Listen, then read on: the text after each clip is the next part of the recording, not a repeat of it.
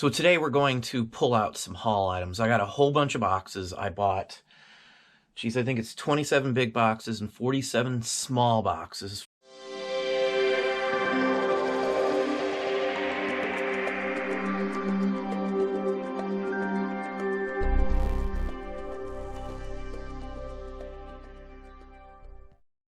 So today we're going to pull out some haul items. I got a whole bunch of boxes I bought. Geez, I think it's 27 big boxes and 47 small boxes from a picker of ours. It's stuff that hasn't gone through in probably 5 or 6 years. Here's just part of it. We actually had to shove it down by our steps. Stuff's backed up here. We don't have any help to pretty much sort it, but I'm still acquiring it. You can see these are old eBay boxes, so, you know, all kinds of stuff in here. It's books, you name it. We've kind of been able to select some of what we bought. Let's see here. I mean, it's all pretty decent stuff, I would say. There's a Mad Magazine something in there. Let's see what else we got here. Stamp books. So I mean, we're just going to pull out a box here. So I've picked up a box. We've emptied it all out. I've got it on here. Again, I just picked one just out of that stack you saw me. Books were in this one here. Books we do very, very well with, depending on the book, you know, condition and all that kind of thing. So we're going to do some close-ups, I guess, and I'm just going to show you some of what we found here. So let's look at some of the items that I got here. Again, these are just some random items here. I have no idea where they came from other than my ex-source. His wife allowed me to buy quite a bit of the merchandise that was accessible. She sold a bunch to some other people before I even got there. So, you know, I did what I could and I got what I could. Now, this is Bob Dylan, Writings and Drawings by Bob Dylan. I did look. It is a first edition. These run like 40 or 50 bucks. It's something you will run into at some point, I would imagine. What do we got here? Hunting and Fishing in Alaska. Let's see if this is a first edition. Hunting and Fishing in Alaska. Nothing really fancy. First edition, 1948. I bet if you look these up, these are 15, 20 bucks, I would imagine. Now, here's one I know. Christine by Stephen King. First edition, I usually get like 30 or 40 bucks, I want to say. And it is first printed 1983. Let's see how well you can see that. That line that says first printed 1983 indicates that it's a first edition. Just FYI. Dust jacket, excellent condition. Again, at least 30 bucks on something like that. The Life of Queen Victoria and the Story of Her Reign. This one I've seen. There's probably like 20 editions of this book here. Let's see if it's like one of the earlier ones or not. It's got some issues with it. I can tell you it's not even too much worth worrying about the issue. Most of these in just this kind of condition I get about 20 bucks for. So, you know, no big deal. Now, I bought this as a huge lot, so I have no idea what I have in the individual items, but the overall amount wasn't very much. Again, this is after other people have picked through, but so far everything that I have looked through, and I've looked through a few other boxes on occasion. I did look through some of it as we were packing it up and loading it as well. We had to get a U-Haul truck. But everything I saw looked like better stuff. It looked like stuff that he eventually planned on doing something with. At one point, this person did have a store, too. So this could be leftovers from the store. I don't know. The boxes that these came in, they haven't made them in years. 5, 10 years. I don't know when the last time they made these big eBay boxes, but it's been a long time. I've still got a few probably laying around here somewhere, but not many. Most of the ones we get now are from somewhere else, obviously. Now, this is one that I've seen, this set here. It's a big, thick set. We bought one of these in Mississippi, and I want to say we sold it for $150 if it was a first edition. First printing. It's a second printing first edition, so probably about 75 bucks or so on these. These are like limited edition, if I'm not mistaken. Maybe they made like 100,000 of these. You're going to run into certain things in certain areas of the country. And when we lived in Mississippi, I did have another set of these. So it's the last time I saw one, but I do know this set. Let's see what else we got here. Ray's Algebra. Now, I've talked about this before. Ray's Algebra is a bolo on these early books. I'm guessing this is probably 1870s or so. Let's see, you're entered into Act of Congress in the year 1852. This is from 1852. Just show you it right there. The condition of the book's really nice condition here for what it is. It's got like embossed covering here. It still has some gilt on the edge. I get like 20 or 30 bucks for these. Most of the time, if I was buying these individually, I can get them for $1 or $2, in all honesty. And most people think these math books aren't worth much. It's not like a McGuffey's Reader or something, first edition or something. If you don't know what a McGuffey's Reader is, look that up. Guide to Jamaica, British West Indies. Oh, it's got a real nice ad on the front here. This might be worth something if I can't sell the book. But I bet you, yeah, 1937. It's an early book. Something like this, probably 30 to say 50, 60 bucks on something like this. Now, I love earlier books. I always grab these. The ones without barcodes I do so much better on, because most people don't want to spend the time to type in anything. They're just book scanners when I go to places like this. So for me, I make out like a bandit. Now, this guy you should know, Enrico Caruso. He is a famous singer, opera singer. If this is a first edition, these go for like 50 or 60 would be my guess.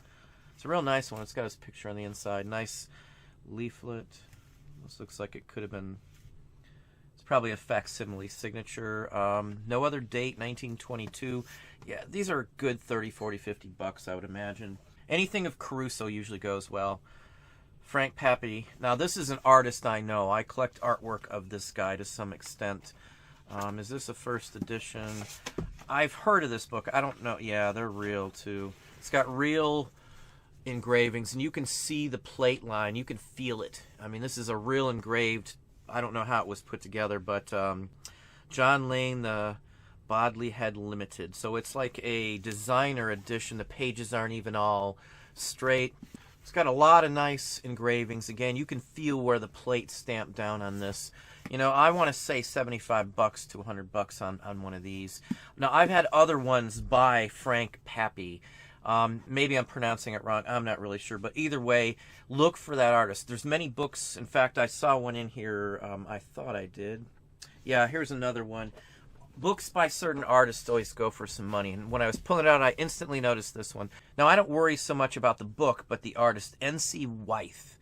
Every Wythe book I have ever had, I've gotten like 30 bucks or better for. This looks like it's an earlier edition. It has just some incredible... artwork on these Wythe books. I mean, 1925, yeah, it's a second printing or something like that, but I'm still going to get 30 to 50 bucks on this one here alone. Anytime you see any that say N.C. Wythe on them, grab those books up. I always do phenomenal on those books, honestly. Let's see what else I got here. Uncle Arthur's, I've had a couple of these before. There's a whole line of these. It's like a bedtime series. There's probably like 9 or 10 volumes or editions of these. I think most of them I get around 15 or 20 bucks for. 1951, it's a first edition. So, you know, 15, 20 bucks on something like that. Let's get these out of the way too. Now, this was crammed in the bottom of the box. You can see it's even crinkled fairly well, but these can be... made to look nice. Now, these are tobacco silks, and it looks like they're just common ones. Oh, now, here's something you'll see fairly often. People will stitch them together and make pillowcases and blankets and things like that out of these. You can take them apart. You can do all kinds of stuff with them. It looks early. Korea is spelled with the C, so and most all of these date to like 20s or 30s.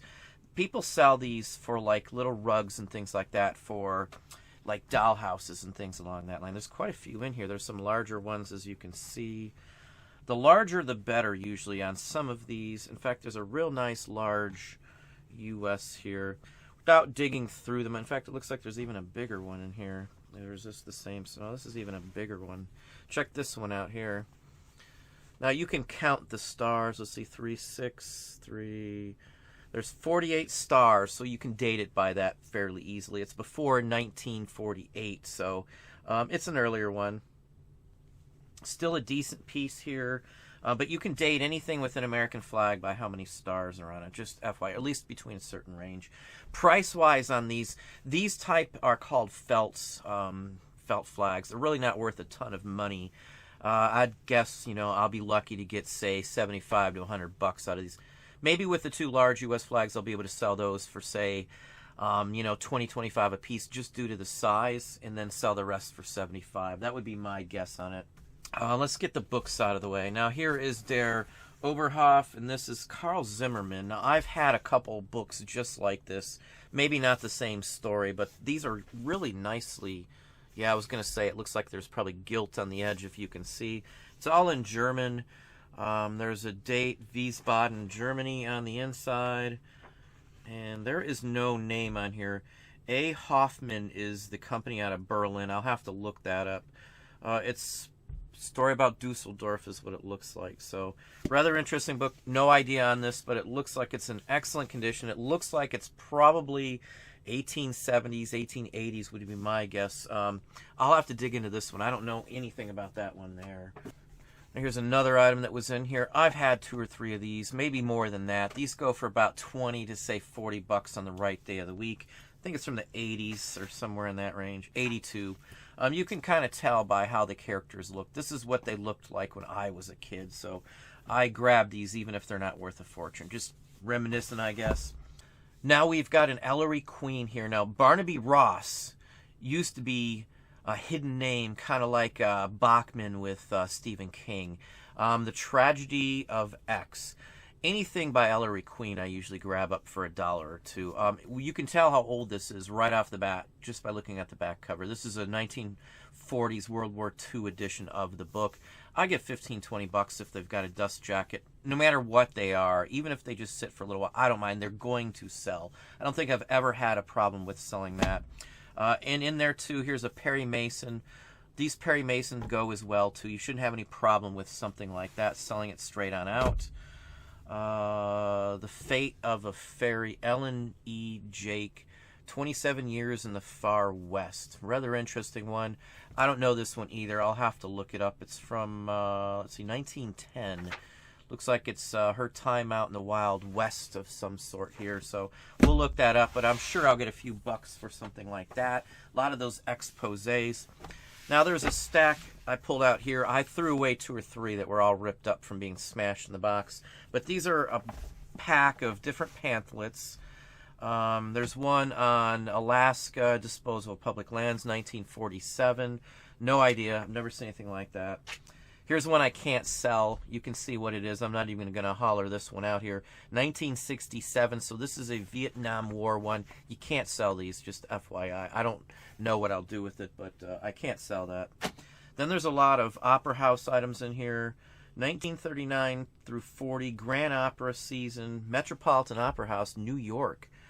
Something like this might be worth 20 or 30 bucks. Tom Brenneman's Breakfast in Hollywood. This was a radio show, if I remember right. His first movie, Hetty Hooper. Don't know who that is. Most of his stuff don't go for very much. I run into postcards from the Breakfast all the time, and they only go for $1 at best. So I'm guessing just a few cents, $1 maybe or something. Playbills.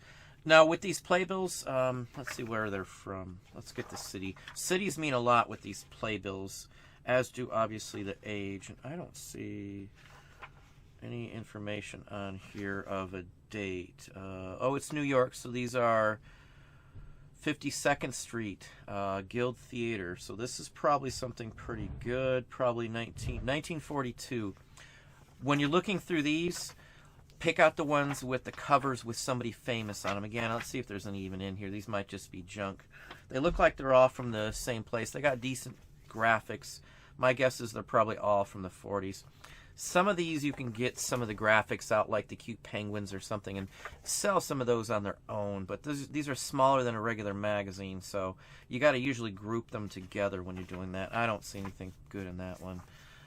Again, sometimes just a little picture of the person on the cover who's famous can make it worth some money. I don't know anybody there. Again, I could probably look through here and find Arsenic and Old Lace. That's a very well-known. The movie, I think, has Cary Grant in it, if I'm not mistaken. Let's see. Maybe this is a early edition that's worth something with somebody in it. Playmates. Again, I try to look through these to see. Sometimes that person's famous on the cover and people will buy it just because of who's on the cover on it. Well, I'm not going to spend the time, but I can't. Maybe it's Peter Lorre is in the movie version. I don't know what that one is either. Let's just flip through until we find a decent one. On average, most of these go for a couple bucks a piece. In a lot, if I'm forced to sell them that way, I'll probably get 30 or 40 or more. Most of the time, look at who's on them. Some nice graphics on the back, too. Chicago Opera Association libretto. Barber of Seville. These were something you would buy while you were listening to it so you could follow along with what's going on, basically. It's all in Italian as well, too. So if you don't speak Italian, I don't know what good that would do you. Gotham Life Official Metropolitan Guide. Fred McMurray in Little Old New York. So it's like a New York hotel guide from 1940. Now, this is probably worth some good money. Any of these hotel guides from that time frame, I usually get 20 to say 40 bucks. Doesn't even matter which ones they are. If it's New York, a good city, Hotel Piccadilly, it's got some good information. Carnegie Hall, 1928 Carnegie Hall booklet. It looks like Fred Astaire on the back right there. That's a good sign. Oh, and it's got more pieces inside of it. Philharmonic Symphony Society of New York, 1940 Carnegie Hall. Okay, so this is all tied together. This looks like a presentation. Barbaroli, Helen Trobel, soprano, Wagner program. So yeah, this is somebody famous. I'll have to flip through all the pages before I get rid of it. Sometimes they're signed, so always look that. Oh, here's another Carnegie Hall here. Now that is a very famous conductor. I think it's Arthur Radinsky, maybe. Radinsky, yep. That's exactly who it is. And it's got the inside book, so they got everything you would have gotten when you went to see them. This is like a program, I guess you could say, from a performance. I'll have to... Oh, it's even got layouts. Check that out. Layouts of Carnegie Hall. I'll have to look these up. I have no clue on that. Again, another one. And another one. Another one. It looks like maybe there's a few of the same ones. Now, this guy I know. This is Eugene Ormandy. Very, very famous conductor. Very well known. Very well collected. Let's see if it's got his little booklet. Yeah, it's got the little booklet in it, too. Look at that. So they got everything you would have gotten. And it's separately stapled. So this isn't, or is it? Let's open that up. Yeah, it's, or is it? Yeah, it's separately stapled. Sometimes it's hard to tell. So this was a handout as well. So not only did they buy the booklet, this would have been given to you when you came in, these other little booklets. This is probably something they probably bought. Cornelius Otis Skinner, I don't know who that is. Now, I know who Gertrude Lawrence is in Lady in the Dark. Here's another nice one. Not Carnegie Hall, but sometimes there's advertisements in these for movies or stuff in the back that really do very well, too. So, anyway, I'd have to kind of look some of these up. Just guesstimating, there's probably a good 100, 150 bucks in this stack, I would guess. I don't know what those Carnegie Hall ones are, but the playbills I usually get a couple bucks a piece minimum. And there's like Gertrude Lawrence, that's probably 15 or 20. And some of the librettos and opera house pieces probably about the same thing. You see what I sell all the time. So again, a nice little stack here in this group. So working it down there. Again, this is just one box, so it's not a ton of stuff. Now I get these. I always buy these. In fact, he bought it somewhere for probably 69 cents. I don't know if that'll come off. Now, Goobagon and stuff like that. There's many things you can use to get that off. I'm not too hopeful that's going to come off very well. But it looks like it's an original one. Looks like it's in good condition. Stuff like this, these aren't very popular. 10, 15 bucks. Babar, now we decked out our kids' room, my oldest son's room when he was a baby, in elephants. We had Babar everything. So these go for like 10, 15 bucks easy, up to 20 with the dust jacket. It's in real nice condition. 1967. Now, Babar goes back to, like, I think the 20s from France. Most anything like this, if it's got a dust jacket and it's 80s or before, I'll buy it. Same thing with the Dr. Seuss. Usually if it's a Dr. Seuss, even if it's not the original era, does this have a sticker on? No, it doesn't. I'll buy them if they have dust jackets regardless, because I can usually get, say, 8, 10, 15 bucks. These won't sit up long, even though you don't get a lot of money for them. With the dust jacket, they're usually out the door really quick. It's easy ship, wrap it in plastic, shove it in a bag, and off you go. So I always buy these. Again, any one of these with covers, the dust jackets on it, with a hardbound cover, I will mess with either way. Again, it's sight unseen, so who knows what's in here. The Muncie, this is a magazine I've had many times. Looks like it might be missing the back cover. Cream of Wheaties ads are in these all the time, and those usually I get 8, 10 bucks for it. These magazines are great. In fact, here's an advertisement for Saturday Evening Post. So it's got some interesting information. There's some music ads in here.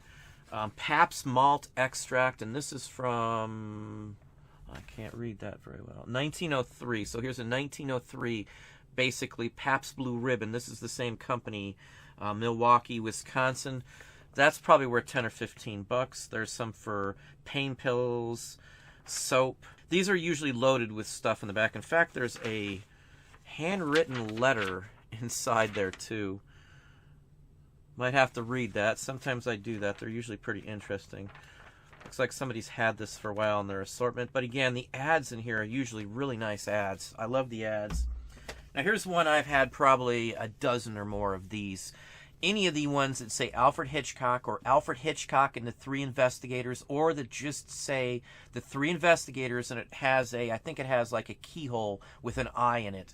Any of these are good. This is probably a 70s or maybe into the 60s. Let's check out the date. 62. I was a little off on that one. I think they started making these Alfred Hitchcock investigator books like in the, geez, maybe the late 50s. I know through the 60s they made them, and there's still some editions of these from the 70s with the Three Investigators in them. Any of these books with Alfred Hitchcock, and sometimes all you got to do is look for that face on there. But I've had many of these, and I'm always happy to get them. So these are like 20 bucks to 30 bucks any day of the week. Now, I'll let these sit. I don't care if they sit for a little while. It will sell. You know, again, this is a bulk purchase, so I can't have more than a few cents in any item with that many boxes in them. Now, this is a photo album in here from probably World War II. It's a British naval ship. Hopefully you can see some of those fine images. Let's see what else we can get you in here that looks interesting.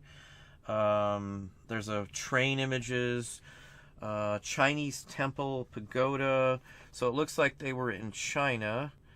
They were all over the place, it looks like. Let's see if I can find you some other interesting images here.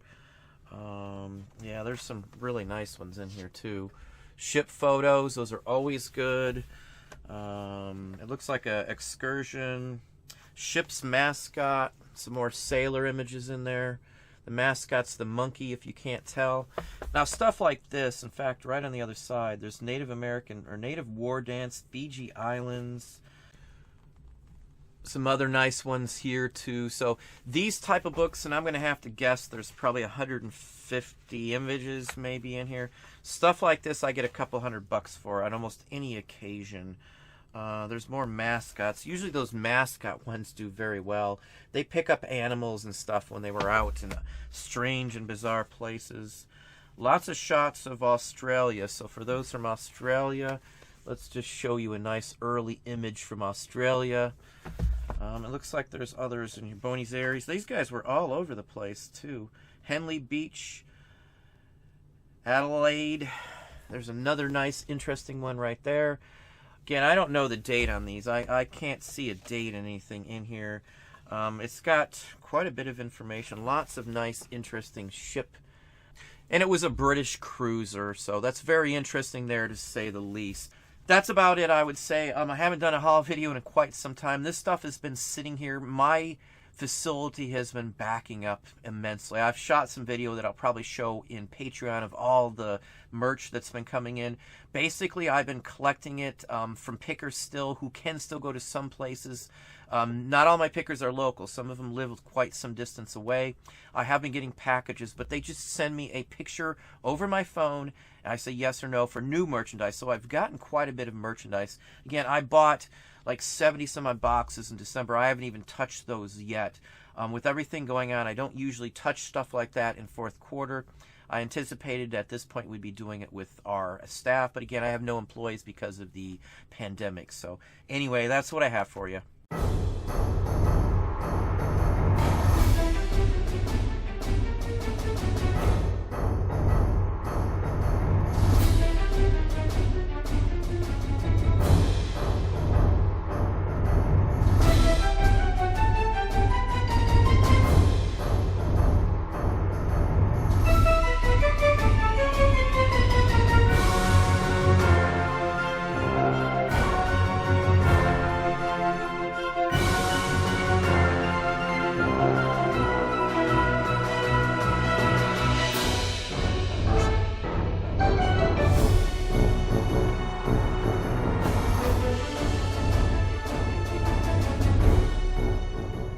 What a mess. And look at your grimy hands.